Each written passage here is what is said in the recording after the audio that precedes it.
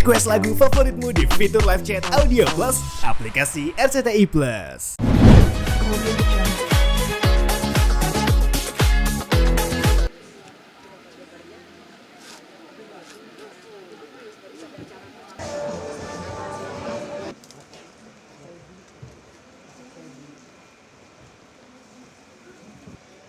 Jadi jangan menyebut saya bahwa ini adalah pesantrennya Igun, bukan. Pesantren ini atau rumah tahfiz ini, rumah yatim piatu ini tadinya berlokasi di dekat rumah saya. Jadi suatu ketika saya bersama dengan kompor SRY pada waktu itu kita melakukan kunjungan ke pesantren, dan pesantren tersebut adalah pesantren dari Zuratul Quran yang lokasinya pada waktu itu tidak jauh dari rumah saya. Rasanya bagi saya sangat sulit dan mustahil tempat ini begitu cepat jadi. Bertadabbur Al-Quran, murojaah Al-Quran, salat yang 5 waktu berjamaah, taklim-taklim yang lain, zikir-zikir yang lain, baca selawat.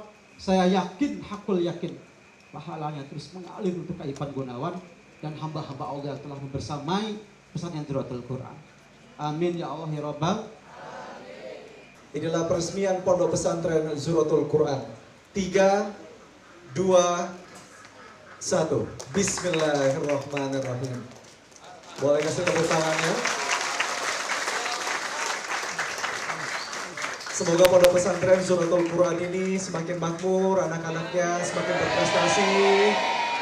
Saya hari ini bersama dengan Pak Ustadz Ahmad senang banget bisa menerima kehadiran teman-teman media juga yang ada di sini. Saya tadi bilang bahwa saya di sini, saya nggak mau bilang bahwa rumah tahfiz ini milik saya, Pak Ustadz.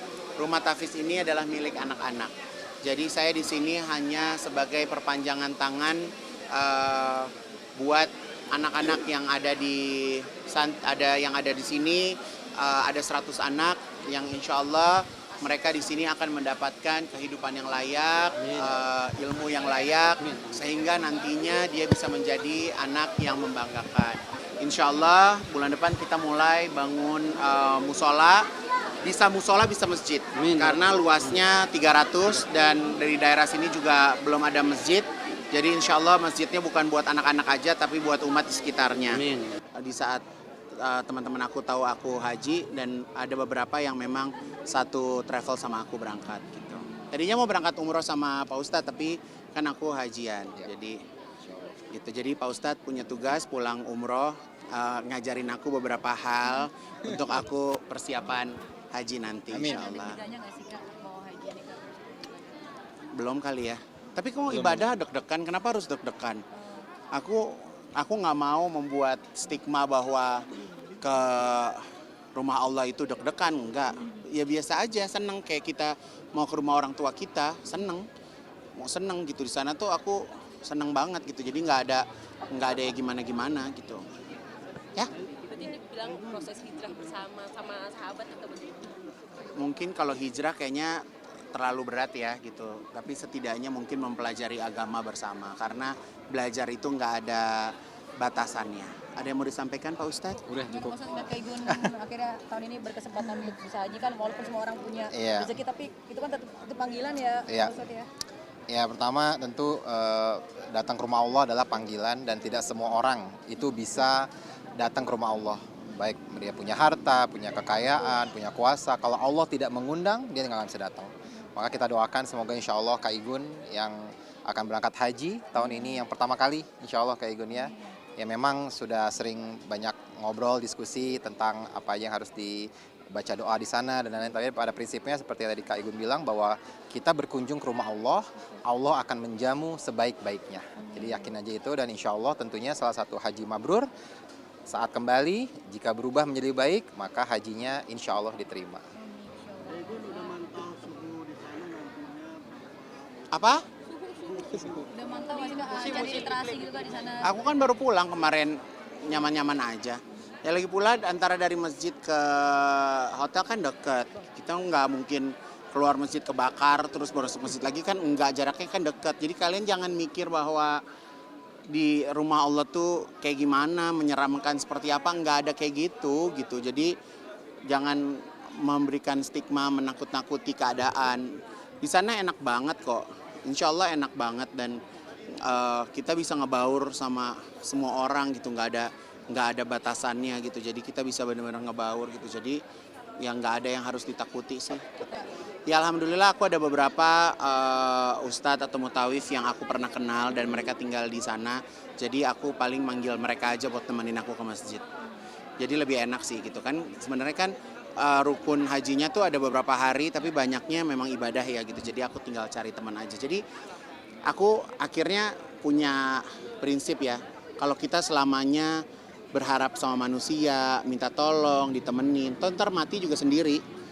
Saya mati juga nggak ditemenin Pak Ustadz mati juga nggak ditemenin saya gitu. Jadi ya belajar aja untuk sendiri gitu, karena ibadah kita ya untuk kita, bukan buat orang lain gitu. Jadi kalau misalnya aku misalnya maksa orang buat haji sama aku, atau misalnya aku bayarin orang buat haji sama aku, terus dia pulang haji dia nggak sesuai dengan apa yang aku pengenin, kan ntar aku kesel, ntar kan.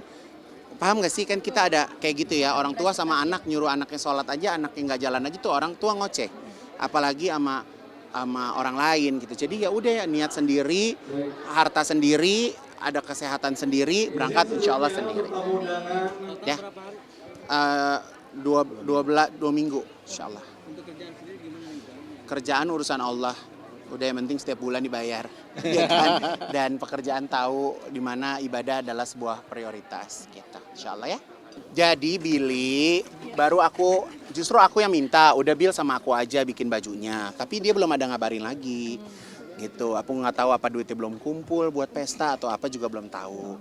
Tapi sejauh ini yang bakal merit aku bikin bajunya adalah Loli. Jadi Loli alhamdulillah punya jodohnya, ketemu lagi sama cinta pertamanya zaman dahulu kala, dia menikah, dia minta baju sama Kak Igun, ya Kak Igun buatin insya Allah gitu. Kalau aku sih yang namanya tukang jahit, nunggu order aja, ada order buatin, kalau nggak ada order ya udah gitu. Kak, tapi bener nggak sih Kak udah memastikan udah nikah bener ya Kak Igun? Siapa? Billy sama Vika. Nggak tahu, aku nggak ngurusin rumah tangga orang. Sama Billy juga bukan temen yang setiap hari telepon, tiap hari kabaran juga enggak. Jadi kalau dia suatu saat butuh, ya pasti dia cari Kak Igun. Gitu. Buat siapa? Belum lah, dia aja belum serius datang ke aku. Kalau Loli udah datang ke aku tinggal desainin dalam beberapa waktu, nanti aku tinggal kasih desainnya ke dia. Berarti kalau di brownies itu cuma guyonan Kak Igun aja ya Kak? Aku memang minta ke dia kalau memang dia mau pesta, sini aku buatin bajunya. Tapi kan dia belum datang ke aku. Masa aku yang datang ke rumah dia? Udah gue yang keluar duit, gue yang bikinin baju, masa gue yang nyamper-nyamper gitu. Ya gratis lah sama saudara, masa bayar? Ini mau bayar berapa juga, kan? Jadi buat aku, kalau buat teman, orang yang kita kenal, gak selamanya itu ada nilai rupiahnya kan, gitu. Ya. Apa? Iya, Loli Cafe. Ibu owner ya katanya ya. Owner iya benar. Oke? Makasih Kak.